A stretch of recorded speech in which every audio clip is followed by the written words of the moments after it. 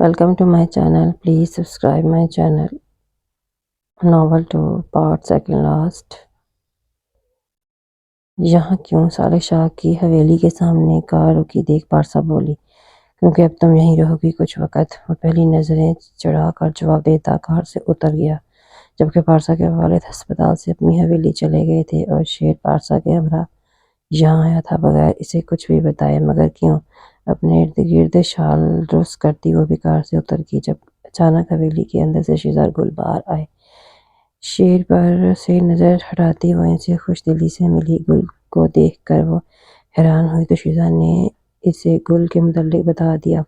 ये गुल सालिक शाह हैं। पारसा गुल को मुस्कुरा कर देखती और पारसा को बोल रही थी, वो ख्वाब से मिलकर अच्छा लगा। गुल से हाथ मिलाती पारसा मद्दम मुस्कुराहट होंठों पर सजा कर बोली, जबकि गुल भी मुस्कुराती वो अभी पीछे मुड़कर शेदिल से कुछ कहती वैसे पहले चला गया। वैसे कुछ कहना चाहती थी, बात करना चाहती थी, मगर शेदिल ने इसे मौका ही ना दिया।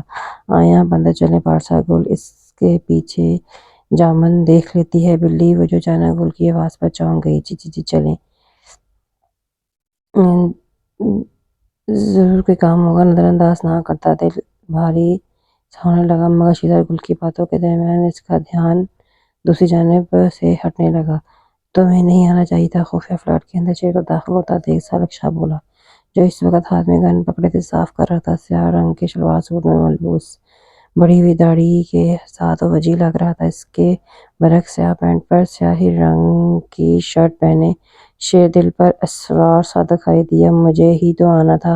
वापस जाओ शाह, जाकर हर किस्सा ख़त्म करो वहाँ का, तब तक मैं यहाँ हर गुनाह साफ करूँगा। इन्हें बताओ इनके पीछे हाथ धोकर लग गया शख्स कौन है। इन्हें बताओ इनके दोगले चेहरे के सामने लाने वाला कौन है। वापस जाओ सालिक। जबकि वह सुर्ख होते हुए चेहरे से इसे देखिए गया। शाम मना मत करना, आखिरी बार बोल रहा हूँ। शेर दिल के इस अंदाज पर सालिक शाह खामोशी से सर हिलाकर कमरे से बाहर निकल गया। अपना ख्याल रखना, ज़ियान तुम्हारे साथ रहेगा और सिर्फ 4 दिन है तुम्हारे पास। 5वां सूरज निकलने से पहले पहुंच जाना, वरना मैं यहाँ पहुंच जाऊंगा।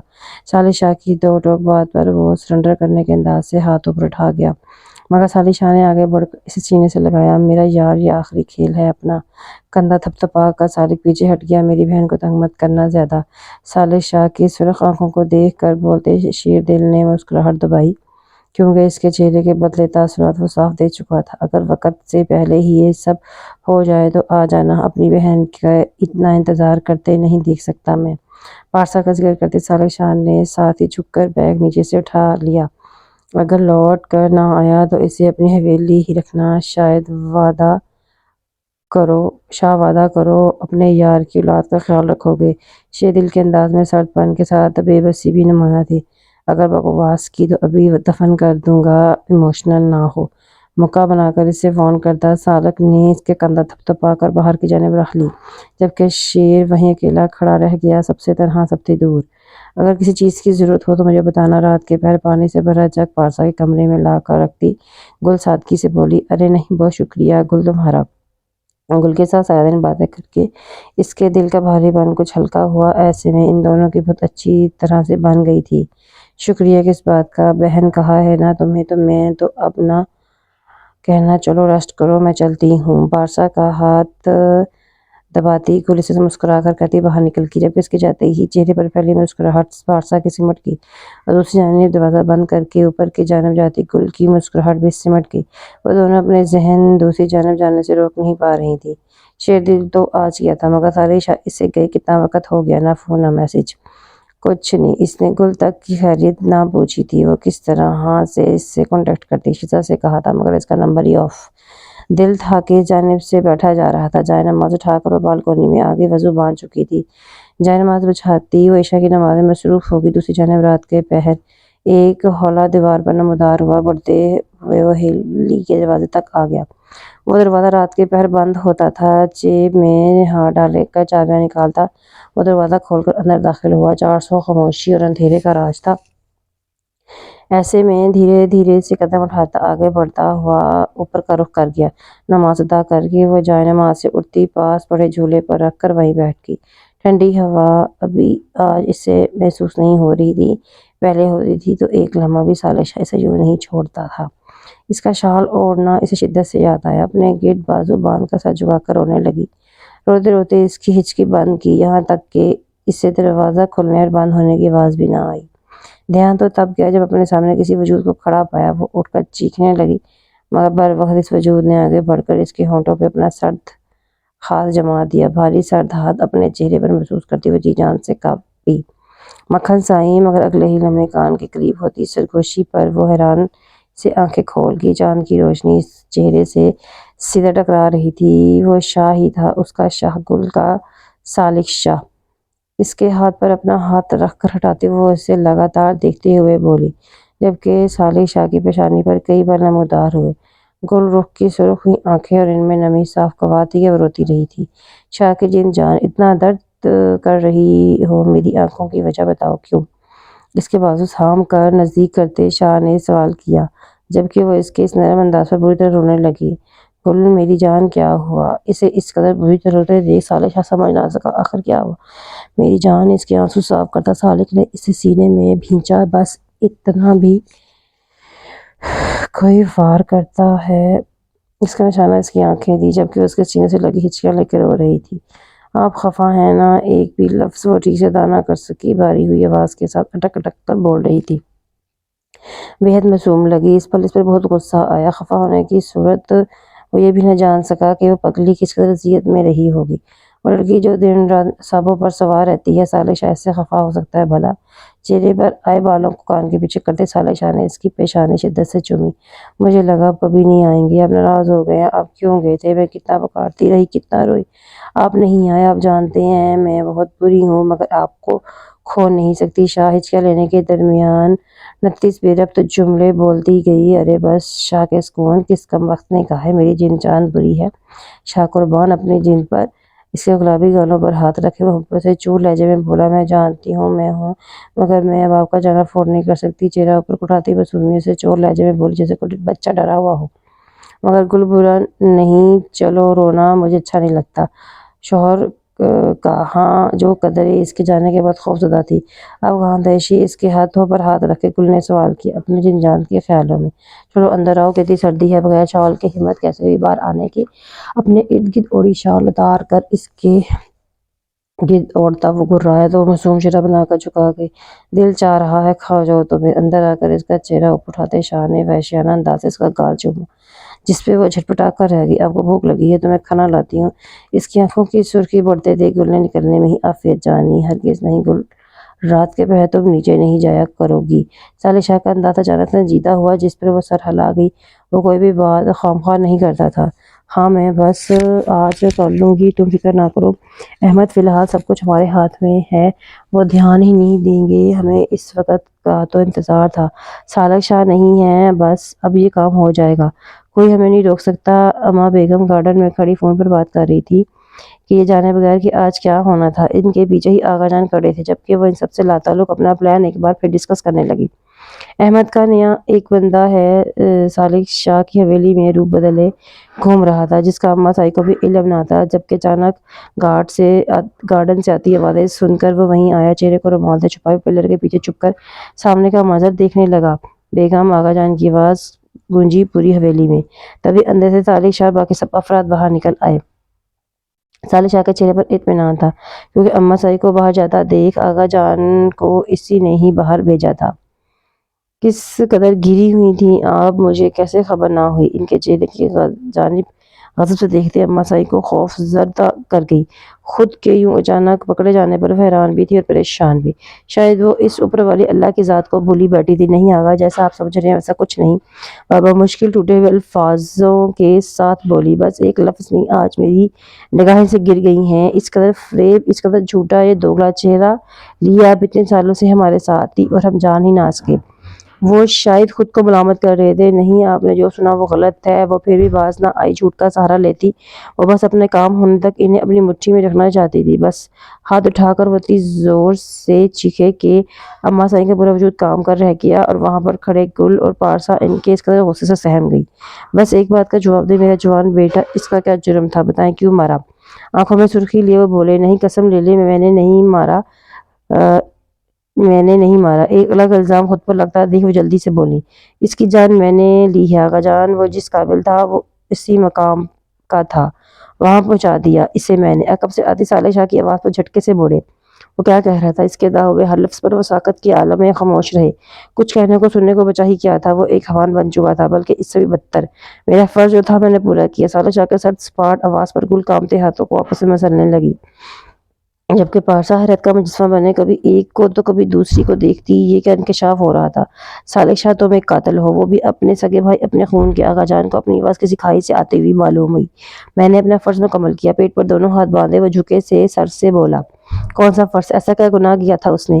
اما بیگم بھی آنکھوں میں حیرت لی صالح شاہ کو دیکھ رہی تھی، جبکہ آقا جان اسے جھکے سر کو دیکھ کر نہ جانے کس ضبط سے بولے، ایک حیوان کیا گناہ کر سکتا ہے یہ آپ کو بتانا ضروری نہیں، آپ سمجھدار ہیں۔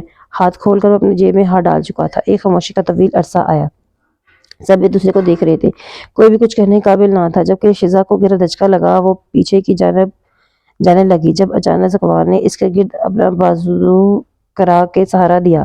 اس کے چہرے پر بھی شفاف تاثرات تھے۔ شاہ تم سے یہ امید نہ تھی، اپنے ہی باپ کے پیٹ پر خنجر گھونپ دیا۔ افسوس تھا یہ کیا وہ آج بری طرح ٹوٹے۔ ایک آرمی آفیسر کا فرض تھا مجرم کو سزا دینا، ایک اور پہاڑ سب پر ایک ساتھ ٹوٹا۔ آج شاید ہر سچائی نے سامنے آنا تھا۔ بے یقینی سے سامنے کھڑے صالح شاہ کو دیکھے وہ نفی میں سر ہلا گئے، جبکہ حیرت سے صالح شاہ کو دیکھتی گل سکتے کی حالت میں آ گئی۔ باقی سب کا حال بھی منفرد نہ تھا۔ اما سائیں کے چہرے کی ہوائیاں اڑ گئی۔ آرمی آفیسر آقا جان کی زبان سے سرگوشی نما آواز ادا ہوئے، یقین کرے وہ بے قصور نہ تھا آقا۔ صالح شاہ آقا جان کے قریب آ کر ان کے ہاتھ نرمی سے تھامتا ہوا بولا، کس کے ساتھ مل کر کیا تم نے؟ وہ آنے سمیت بولے، شیر دل ذکوان شاہ۔ ان کی آنکھوں میں دیکھتے ہوئے صالح شاہ نے جواب دی، جبکہ وہ اب ذکوان کی جانب دیکھ رہے تھے، جس کے چہرے کے تاثرات صالح شاہ سے الگ نہ تھے۔ سر وہ سب سچ تھا، بلکہ ایک اور سچ، آپ کے پیچھے ہاتھ دھو کر لگنے والا شخص کوئی اور نہیں، شیر دل آپ کا اپنا بیٹا ہے۔ فون پر خبر دیتے اس شخص نے فوراً اسے فون رکھا۔ اس عورت کے بارے میں تم جانتے ہو؟ آقا جان نے اما سعید کی جانب اشارہ کیا، جس پر صالح شاہ نے سر مثبت میں ہلا دیا۔ وہ بمشکل گہرا سانس بھر گئے۔ اور کون کون شامل ہے اس کے ساتھ؟ وہ نہایت ہی ضبط کے عالم میں کھڑے پوچھ رہے تھے۔ ان کا اکلوتا سکا بھائی، آنکھوں میں نفرت لیے صالح شاہ نے جواب دیا۔ اور وہیں آقا جان کی بس ہوئی، سینے پر ہاتھ رکھتے شدید ہوتے درد کے ساتھ وہ زمین پر گر گئے۔ سب پریشانی کے عالم میں ان کی جانب بڑھے، تب تک ان کی آنکھیں بند ہو چکی تھی۔ شیر دل کی اتنی جرأت کہ وہ اپنے باپ کے منہ کو آئے۔ احمد اس وقت ایک اندھے کی آنکھ میں جل رہا تھا، اس کا بس نہ چلا وہ سامنے ہوتا اور وہ اسے کچھ کر بیٹھتے۔ سر اب کیا پلان ہے؟ چینج یا جو پہلے سوچا تھا؟ اس شخص نے شیر دل صاحب کے لیے کچھ اور پلان ہوگا۔ احمد کا خاص ملازم اس کے حکم کے انتظار میں تھا۔ نہیں، پلان وہی ہوگا جو اس غیر شخص کے ساتھ ہونا تھا، شیر دل کے ساتھ بھی وہی ہوگا۔ بس اس پاگل انسان نے یہ نہیں بڑھایا کہ کس کے بل پر وہ اتنا اونچا اڑ رہا ہے۔ ہاتھ میں تسلتے احمد نے پرسوچ نگاہوں سے سامنے دیکھتے ہوئے کہا، آقا کو بروقت ہسپتال لے جایا گیا، جس سے ان کی جان بچ گئی تھی، مگر اس وقت کا فائدہ اٹھا کر اما سائیں فرار ہونے لگی تھی، جن کو ذکوان نے قید کر لیا تھا۔ دوسری جانب گھر میں صرف اس وقت اکیلی پارسا موجود تھی۔ شیر کامتی تھوڑی کامتے لبوں سے لفظ پھڑپھڑائے، کیسے، کب؟ دونوں ہاتھوں بیڈ شیٹ پہ دبوچے خود سے سوال گویا ہوئی۔ تبھی ایک اچانک سا جھمکا سا ہوا، پاس پڑی اپنی شال اٹھا کر وہ اڑتی باہر نکلی۔ سیدھا حویلی سے نکلتے اس نے ڈرائیور سے اپنی حویلی جانے کا کہا اور کار میں بیٹھ گئی۔ صالح شاہ، آدھا کام مکمل ہے، بس آدھا باقی ہے، جو اب سب سے اہم ہے، ان کا اصل دھندا بند کروانا۔ اب بہت جلد وہ سڑک پر آنے والے ہیں۔ کار سے ٹریک لگائے اس انسان سڑک پر شیر دل کی آواز گونجی، کان میں آلہ لگائے وہ صالح شاہ سے محو گفتگو میں تھا۔ شیر خیال سے وہ کافی چالاک ہیں، ان کے لیے احتجاج بننا کہ بچنے کی امید نہ رہے۔ صالح شاہ کی بات پر شیر نے گہرا سانس بھرا، اسے اس وقت اس جگہ جانا تھا، بس اس نے صالح شاہ کو اس متعلق انفارم کرنا تھا، ورنہ وہ ویسے ہی پتہ لگوا لیتا۔ صالح شاہ، میرا باپ اب تک سب جان گیا ہوگا، تمہیں کیا لگتا ہے وہ وہاں بغیر کسی تیاری کے بیٹھے ہوں گے؟ میری موت تیار کر کے بیٹھے ہیں وہاں وہ۔ شیر دل کی تلخی بھری آواز پر صالح شاہ مٹھیاں بیچ کر رہ گیا، وہ سامنے ہوتا تو ضرور ایک مکہ اس کے جبڑا ہلا دیتا۔ ان کی موت بن جاؤ پھر شیر دل، مجھے کل صبح تک تمہیں یہی چاہیے۔ صالح شاہ نے دو ٹوک کہتے ہوئے فون رکھنا چاہا، جب شیر دل بولا، اگر رات کے 12 بجے تک نہ آیا تو ایڈریس بھیج رہا ہوں، وہاں آ جانا۔ شیدل نے کہتے ساتھ فون رکھا جبکہ سالہ شاید اس کی بات کو سمجھ نہ سکا۔ وہ بھی زیان کا نمبر ڈائل کرتا جب اچانک وہاں ڈاکٹر آیا۔ وہ آغا جان کا ڈاکٹر تھا۔ انہیں تبھی فون واپس رکھ کر ان کے ساتھ اندر کمرے میں جانب چل دیا جہاں آغا جان اس وقت ایڈمٹ تھے۔ گلور باقی سب کو واپس بھیج چکا تھا۔ آپ کے بھائی کہاں ہیں؟ تایا حویلی داخل ہوتے اس کی نگاہ اندر بیٹھے اپنے والد پر گئی۔ اسپاٹ تاثرات چہرے پر تجائے وہ آگے بڑھتی ہوئی چلائی جبکہ اس کی آواز پر سب حیران ہوئے۔ تبھی اس کی والدہ باہر آئیں۔ اسے جو اچانک اپنے سامنے دیکھ وہ پہلے حیران تھی، اوپر سے اس کا یوں چلانا۔ تمیز سے لڑکی، کیا طریقہ ہے؟ کس نے اجازت دی تمہیں میری حویلی میں کھڑی ہو کر یوں چلانے کی؟ تبھی احمد اپنے کمرے سے باہر آیا۔ اجازت؟ واقعے میں تایا، یہاں تک میں سانس کی بھی اجازت آپ سے لینی چاہیے نہیں؟ وہ تنزیہ بولی۔ اس کے چہرے پر سختی نمایاں تھی۔ لڑکی، اس انداز کی جو جان سکتا ہوں۔ سخت نگاہوں سے اسے دیکھتے وہ غصے سے بولے۔ آپ کو نظر آ گیا تایا میرا انداز؟ واؤ، تالیاں بجانی چاہیے۔ میرا انداز نظر آ گیا۔ اور میرے شوہر کہاں؟ تب کچھ نظر نہیں آیا؟ اپنا آپ کبھی نظر نہیں آیا آپ کو؟ مطلب پرست انسان ہیں آپ۔ وہ چلائی تو سب پیشانی سے آگے بڑھ کر اس کو تھامنے لگے جبکہ اس کے والد جو سبھی چیزوں سے واقف تھے پیشانی سے اس کے پاس آ کر تھام گئے، جس پر وہ چھٹپٹائی۔ یہ شخص ذمہ دار ہے بابا، میرے شیر کی تنہائیوں کا، شیر کے دکھ درد کا۔ یہ ذمہ دار ہے ان کی اس خطرناک جاب کی۔ یہ ایسے نہ ہوتے تو کبھی اپنی جان یا مصیبتوں کی نظر نہ کرتے۔ نفرت ہوگی مجھے اس گھٹیا گرے ہوئے مطلبی شخص سے۔ احمد کی جانب انگلی اٹھاتے ہوئے ضبط کی حد سے گزرتی ہوئی چلائی جبکہ اس کے والد نے بامشکل اس کے تھامے کھڑے تھے۔ وہ بار بار آگے بڑھ رہی تھی اور وہ کتنی ہی بار اسے خود سے لگائے پیچھے کر چکے تھے۔